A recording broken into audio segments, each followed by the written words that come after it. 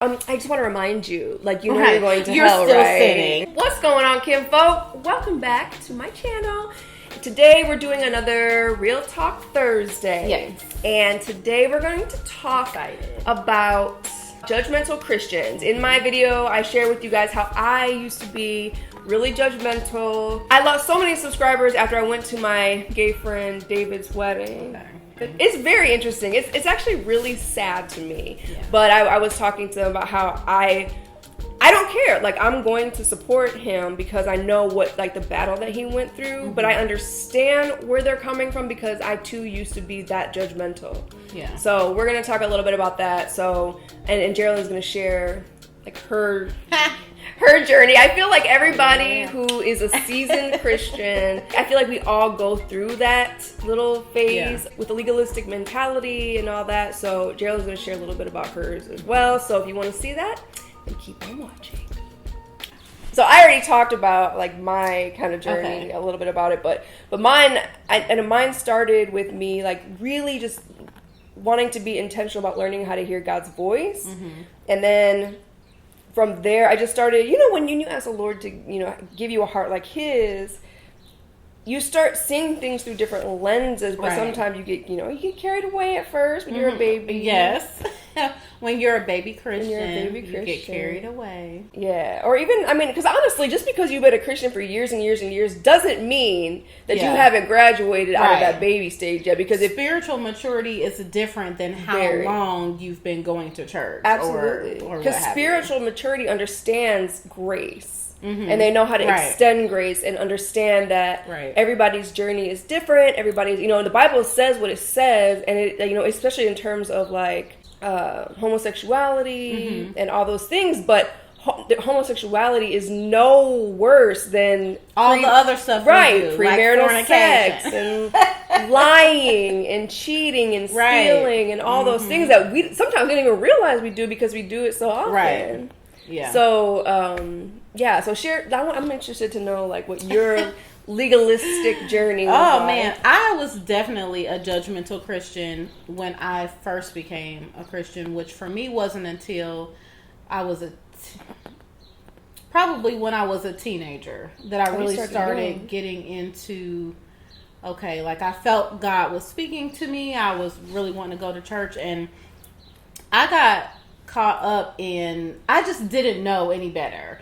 There were several girls at the church that I used to go to, when I was a young person, that were like teenage moms, and I'm sure that they felt like I was so judgmental, and that I didn't feel like that was what I was trying to put out, but I know that's how it came across because I didn't have sex at all while I still lived under my parents' roof because my dad was like really strict. So it wasn't until I went off to college that I lost my virginity or what have you. So I didn't understand the concept of how someone could be a teenage parent at that age. I was just like very naive. So I'm sure that I came across in a way that was like really looking down or like condescending to them. I remember even asking like during like Sunday school, like, well, can we talk about fornication and all this other stuff? And I feel, and a lot of them was just like, oh my God, here she goes again. But I just felt like I didn't know anything. And I knew that I would probably be struggling once I got from out of my household with wanting to have sex. Yeah. And I really just wanted to have the conversation, but my delivery was like whack. Yeah. Much like my life today. Whatever. I feel like your delivery is not whack. Well, I get really passionate about how I feel, and it can come off intimidating to people. I guess it could. I think now in my life, I'm definitely less judgmental, but sometimes my delivery still rubs people wrong because I do get like very wrapped up in the emotion of what I'm talking about. But I kind of feel like when it comes to, I feel like people are just super sensitive. So if you, there's, delivery is very important, but like even if your delivery is impeccable, if it's something that they don't want to hear they're going to be offended. Then they're going to be offended no matter how you say it. Yeah, for sure. I mean, delivery is very important. Like, I feel like on my video, there were a few, Christians who had something to say about it that were very respectful, even though it was still, I feel like the perspective was immature. Yeah. I still feel like, I respect that, if someone comes to me correct, like, don't come to me the wrong way. 'Cause I don't receive that well, but I'm also just going to, like, I just have to choose to ignore it. My kids, so I have 3 kids, so I think all the time, what would happen if my kids grew up and one of them was like, I'm gay? I think about that all the time. Now, I am raising my children in a certain way. I do raise my children that men should be with women and women should be with men. That's how I raise them. But I also raise them that we should not treat people bad because of their personal choices. Absolutely. And we've had many age-appropriate conversations about it. But if they grow up and someone decided that was the lifestyle they wanted to live, I would not ever turn my back on my children. Right. I'm sure we would have conversations about it, and I would let them know how I feel out of respect. I mean, in a respectful manner, but I'm never going to shun them or shame them or push them out of. I just don't feel that way. So if I wouldn't do that, and we should love other people as we love ourselves and our own family and things of that Which nature. A lot of people don't even love themselves. Right. That is true. So if I wouldn't push, my own kids out of my life, I don't feel like, why would I treat anyone that way? Because someone could easily treat me in that same way for stuff that maybe y'all just don't know that I've done or that I'm still doing or that I'm still struggling with. So I feel like when you're a homosexual, people know because it's like your lifestyle is kind of like there on display. Yeah. And it's easier to see and easier to judge. But we all have stuff that we're doing behind the scenes that no one knows. And I would hate for someone to just make me feel like I'm not worthy because I'm struggling with something. So like you say, just extending grace. We should all be extending grace to everyone in every situation. Regardless of whether it's homosexuality or promiscuity or anything like that. Like, you don't know what the battle is. Right. And it's none of anybody's business. Like, that's between them and the Lord. And like, I can be like, you shouldn't be gay or you shouldn't be a hoe. Right. But it's like, you need to look past the what they're doing and into their heart. There's always some type of underlying battle going on. We can still treat people in a loving way without, and even if you feel like you strongly disagree with whatever, you don't have to necessarily have those people ingrained in your life, in your inner circle. Because let's say, for example, I'm like walking an abstinence journey. So it would be hard for me to really be close friends with someone who was just very promiscuous. For sure. Oh, that's a whole nother video, girl. So that, because I don't want what this other person is doing to affect my walk and my journey, what I'm trying to do for the Lord. Absolutely. But that doesn't mean that I need to treat them badly. Right. That doesn't mean that I need to shame them. So I think that's where people get caught up. You don't have to agree with someone's lifestyle to treat them with respect and kindness. Right. And even in regards to, like, my friends, I have 2 gay friends, David and Eric. And with them, it's like, I don't hang out with them all the time, but they're good people. I've been friends with them for so many years, and they were so loving to me during my judgmental years before they came out. And, they're feeling this way. They know how, like, I'm like, how can you have sex with anybody if you love the Lord? Like, if you love the Lord, then you're not going to want to disappoint him. If you love the Lord, then you're not going to watch those inappropriate videos and inappropriate movies and listen to that inappropriate music. Like, how could you? How could you if you truly, truly love God? Yeah. And God was like, oh. And then you grew up. Right.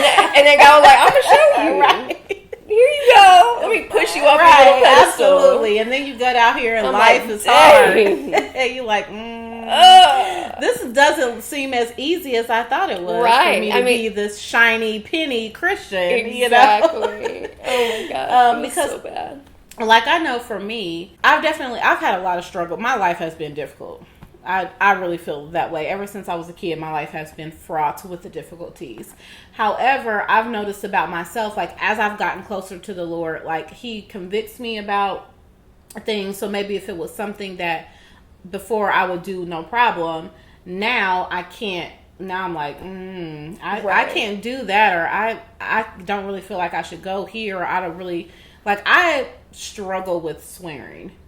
I do too. Like a hardcore struggle. And I try to work on it, but it is a process. As we draw closer to God, He draws closer to us, and your life changes, but it doesn't change like that. It changes over time as you surrender and you really give your life over to God. It changes, but it's that process for all of us. So we're all going to struggle with something until the day we die. Right. So that's why I'm like, yes, when you have seen how God has changed you from the inside, I think by default it makes you more graceful. So people who are judgmental, I wonder, how much have you changed in your own personal life? What have you struggled with that God has delivered you from or brought you out of?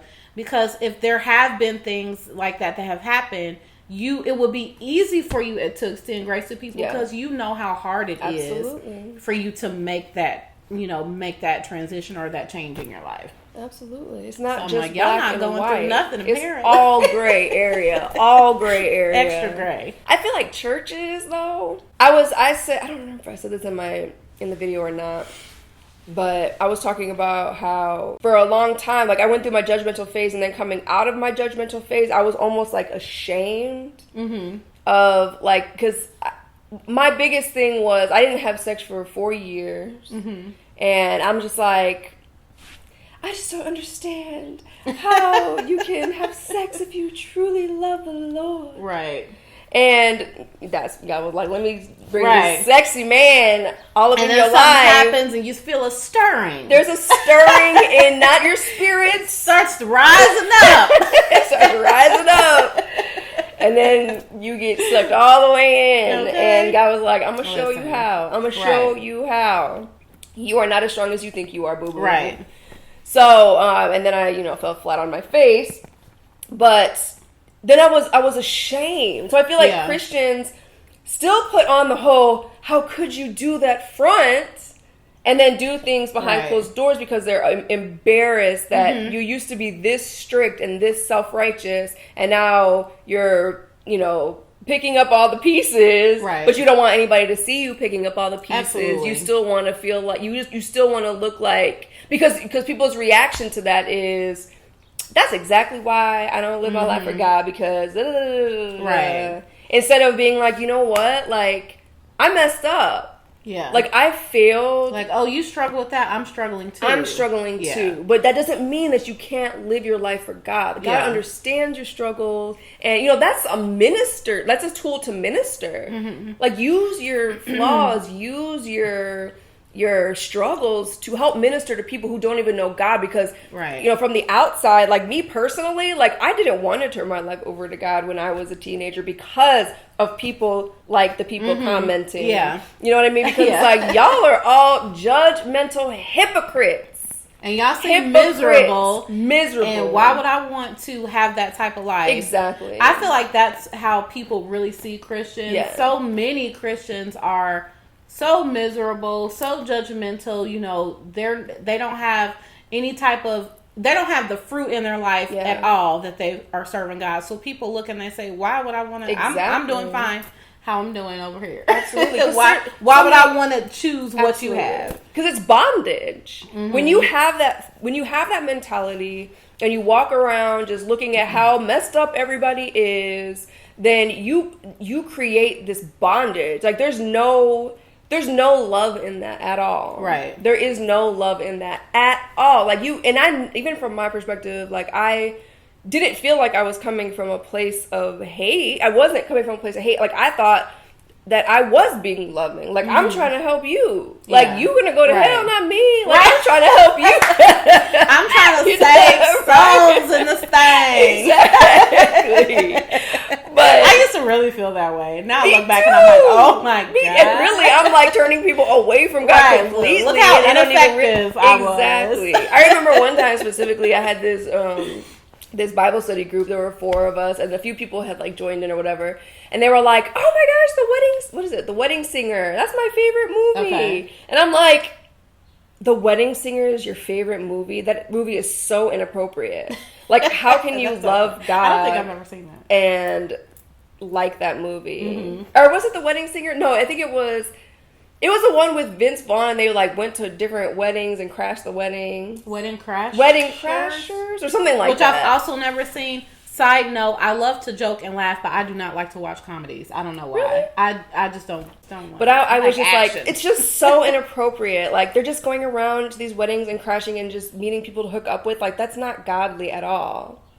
I know they're probably like, would it be godly if I punch you in the face? Right? Exactly. Oh my gosh, I don't even know how they're still my friend. That's why I value them so much. Yeah. Like, they saw past my legalism and my judgmental attitude, and they saw into my heart, and they waited it out with me. and like that's why with them it's like, okay, you live a homosexual lifestyle like that, I love you anyway. Like, that doesn't change how I feel about you as a person. Like, I love you. We have to get away from, because I think we all, to a certain extent, we love people with such conditions. Right. I will love you as long as you live a life that is comfortable to me. Right. And that can look different for different people. So you would never be able to please everyone, because everyone is going to look at your life and have a different opinion. Yeah. That's why it's so important to have your identity rooted in God. Amen. Because no matter what anybody else thinks, no matter what anyone else says, I know who I am. Like, so when we're talking about abstinence, there's 2 different ways you can look at it. You can look at it like, I'm abstinent because I'm living for God and I'm holy and which is fine. Right. Or you can look at it, I am abstinent because I know the traps that I have fallen into. Right. And really it is like, okay, God, I need to do it your way. This is like self-preservation. And I'm not abstinent because I'm holy. Right. And I'm abstinent because I done messed my life up sleeping with people. Right. If we want to be real, when you talk about soul ties and emotional bondage, and then, being in situations where now you're kind of like really invested emotionally in this person and you can't get out, and how much that sucks away from your life. Yeah. So it's not because I'm some holy, strong person. It's like, I have to build like barricades around myself to not fall into fornication. Yeah, that's all because my nature is to, I'm like a physical person. I'm a touchy-feely person. My nature is to go there. Yeah. So people talk about, Netflix and chill and everything. I'm like, no, we need to be in the most public of public places. Right. We need to stand in the middle of a parking lot. Because if we happen to outside of the stand, not in the car, stand in the middle of a crowded parking lot on a Saturday morning, because you cannot put me in any type of proximity, because I know I'm going to mess up. Yeah. And that's knowing yourself. That's and I'm fine to tell people that, like, it is a struggle. It is a legit struggle for me. But see, that right there, the vulnerability, the transparency is attractive to people who don't know God. Knowing that you're a woman of God, you are trying to be the best woman of God that you can be. You're trying to honor God in the best way that you can, and to know and to be vulnerable about your struggles to someone who doesn't really know the Lord, or hasn't, or doesn't, want anything to do with Christianity at all. That's very attractive. Yeah, that's what actually makes people feel safe. Absolutely. That's what makes people feel like, I actually want to be delivered from this, but I don't know how. Yeah. But I see you're walking that journey. Can you just walk that journey with me? Can you just tell me, like, what have you done that you found is helping you to get from where you are to the other side? Absolutely. And that's really how we minister to people. It's not by forcing the Bible down their throats. It's not by telling them you're going to hell. It's not by, the Bible says a lot about what we all out here doing. Right. All of us, no one is exempt from this. None of us are worthy of anything that God would ever give us. But salvation, in terms of being saved, in terms of being going to heaven, that is something that was a gift. Nothing that any of us did or earned us our salvation. That was given to us all freely, regardless of what you're doing with your life. You just have to accept it. Now, what you're doing, you know, in your daily walk, that is a process between you and God. Absolutely. And you and God alone. You and God alone. Because only God can change someone's heart. Absolutely. I can't even tell you the stuff that people have said. I can't even tell you some of the stuff that people have said to me. Actually, I just read a comment the other day. I just don't feel like you have an authentic relationship with God. It just doesn't seem like you even really have much of a relationship with God. I might not be watching the whole video. You don't. First of all, you don't know me. You see, like, what, 5 minutes of my life a week? Right. You know what I mean? Like, people are just so, like, tell me your thought Actually, I was just reading a comment. Do you know Jackie Hill? Yes. She posted a picture of her and her husband, and I think they're, like, the cutest. Preston Perry, or Jacqueline Hill Perry, because I know she's married to him now. And he's, like, trying to kiss her, and she's just doing this, and, like, walking or whatever. Someone wrote, y'all just don't look like you're happy, I'm just saying. What? You can't tell if someone's happy or not from a picture. Like, what? You really can't. What? I just don't. Like, shut up. Sit down. Yeah. Just take several seats, please. Because, like, y'all. Because someone will always find a reason to be miserable and to try to keep the people around them miserable. Like, just free yourself from the free yourself from the bondage, all the judgment, all the criticism, all the thinking you know what somebody's doing. Like, a lot of them are like, you should be ministering to them when you're with them. What you want me to bust them upside the head with a Bible? Right, you want me to come to their wedding and and be like, I have something to say. Thou hast said. Sodom and Gomorrah. Does that ring a bell? Like, what do you want me to do? That's not appropriate. Jesus, when he would interact with people, he always interacted with people with love and kindness. And of course, if they were living in a way that was contrary to how they should be living, he would tell them, the Lord has delivered you from this. You know, you don't have to walk this way. You know, now go and don't continue to live that way. But he wasn't confronting people with anger and hatred and anything like that. He was just giving them the truth in love. Right. And he wasn't bringing it up every single time they got together. Like, you don't know the conversations that we've had. Like, nobody knows the conversations that we've had besides us. So it's like, what do you want me to do every single time that we get together? I just want to remind you, like, you know you're going to hell, right?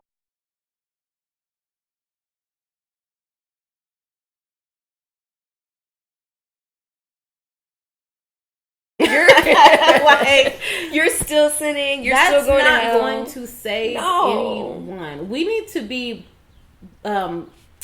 primarily concerned with building authentic relationships with people. Absolutely. For one, let's just get that out of the way. Because when you're really someone's friend, when you are really invested in their life, when you really care about them, you can tell them things that would be hard to say. Right. More so than you can as just some strange person who's just like, oh, you shouldn't be, you living like that? Well, all right then.